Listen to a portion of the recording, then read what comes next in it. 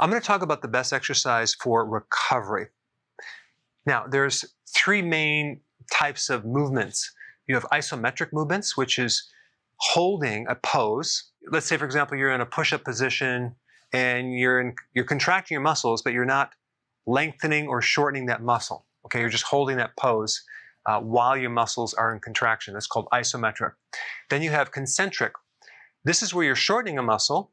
Okay, you're shortening a muscle while you're contracting. Okay, then you have eccentric type movement. That's where you're lengthening the muscle while you're contracting. So this would be concentric, and this would be eccentric. Okay, where you're going down this way. And there's many different examples of eccentric. You have, it's called negative training. Walking down a hill, you're going to use a lot of eccentric type motions. Let's say you do a pull up, okay, and then you let yourself down very, very slowly. That would be eccentric type motion. Or let's say, for example, you're in a push-up position and you're letting yourself down. You're not concentrically pushing, you're letting yourself down slowly. So it's kind of a reversal of a certain motion. Let's say you have these bands, right, at the gym, and this band is connected with your arm and you're contracting this way, right? That would be concentric. This would be eccentric, letting it down this way. Okay, so it's kind of like a reverse type training. There's a lot of benefits in this motion. Actually, more benefits than doing concentric type motions. First of all, it produces bigger muscles, faster muscles, stronger muscles. So let's say you're at the gym and you're doing bench press. Let's say you have the weight up this high and then you bring it down really slowly this way. You're actually getting more benefit on this reverse motion, and you're actually stronger. You can do more reps that way, but they're going to have to spot you too because you're not going to be able to do the other motion as much. But you can get bigger muscles, faster muscles, and stronger muscles by focusing on this right here. Also, there's greater force in this negative eccentric motion, so you're going to have more disruption, and that is what creates the delayed soreness, even more than this right here.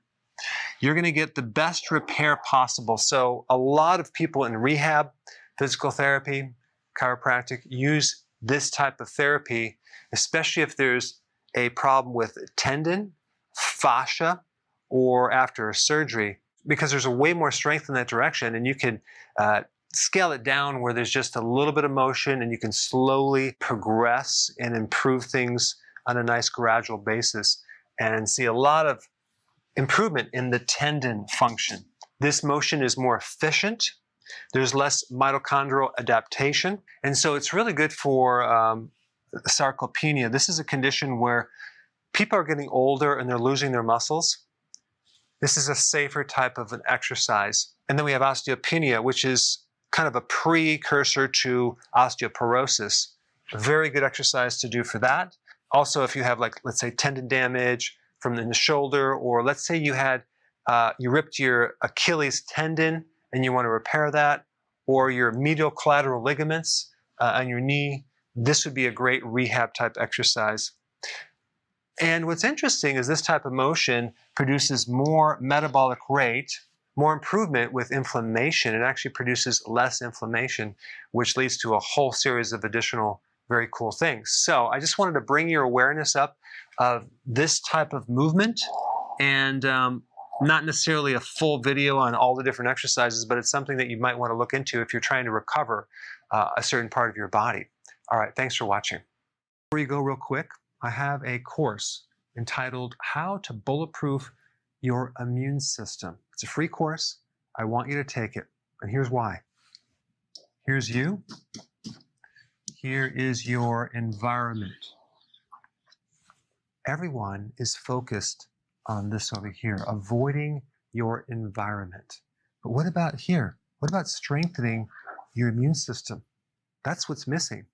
This course will show you how to bulletproof yourself, and so you can tolerate and resist your environment much better by strengthening your own immune system. I put a link down in the description right down below. Check it out and get signed up today. Hey, before